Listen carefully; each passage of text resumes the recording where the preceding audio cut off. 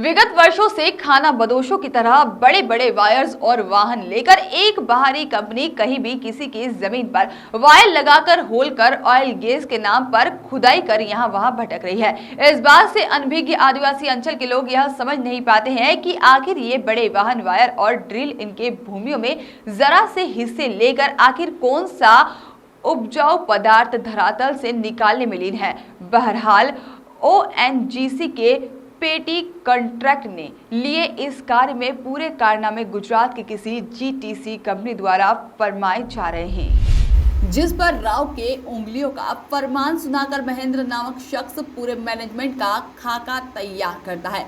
क्या है मामला, क्या हुआ था पूर्व में? धरातल से तेल व गैस निकालने की जुगत में आई गुजरात की जीटीसी कंपनी पहले 80 से 150 फुट जमीन पर पहले अपना आधिपत्य कर अपने 30 मीटर तक होल किया जाता है और फिर बिजली के बड़े बड़े वायर बिछाकर उस गड्ढे में विस्फोट किया जाता है। गड्ढे से पानी व तेल की संभावना प्रकट हो जाती है। बाद में उस गड्ढे के ऊपरी सतह पर मिट्टी पाट कर उसे छोड़ दिया जाता है, जो आगामी समय में किसी दुर्घटना के संकेत हो सकते हैं।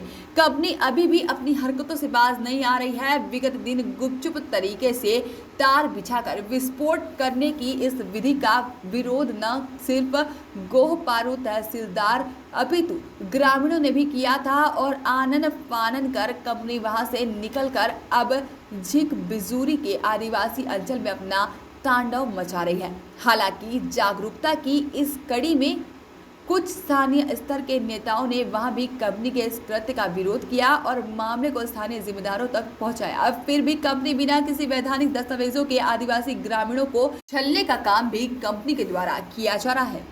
कंपनी को वन क्षेत्रों में कार्य करने के लिए तमाम तरह के कायदों का उल्लेख पत्र में किया गया है। कंपनी द्वारा वन क्षेत्र में प्रवेश हेतु स्वीकृति लेना, अलग से रास्ते न तैयार करना और सूर्योदय से सूर्यास्त तक ही कार्य करना, पेड़ों का टहनियों को नुकसान नहीं पहुंचाना और समस्त वाहनों की सूची तैयार कर उनके विभागीय स्वीकृति के बाद ही वन्य क्षेत्रों में प्रवेश करना। अगर किसी स्थान पर वन क्षेत्र में एक भी पेड़, होल या हिस्सा होता है तो उस स्थान को छोड़कर अन्यत्र स्थान का चयन करना। ऐसे दर्जनों नियम वन कार्यालय भोपाल द्वारा उल्लेख कर शहडोल दक्षिण वन मंडल को भेजे गए हैं, पर वास्तविकता यह है कि उनका जमीनी हकीकत में कोई सरोकार नहीं है और मनमाने तरीके से वन क्षेत्रों में कंपनी द्वारा वाहन ले जाकर इस बारूदी धमाके का खेल खेला जा रहा है, जिससे न सिर्फ वृक्षों का दोहन होगा अपितु वन क्षेत्र के धरातल के अंदरूनी सतह की भी खोखली हो जाएगी। शैलेंद्र सिंह। आप कहाँ के हैं? यहीं के हैं। क्या गांव है आपका? तेंदुटोला।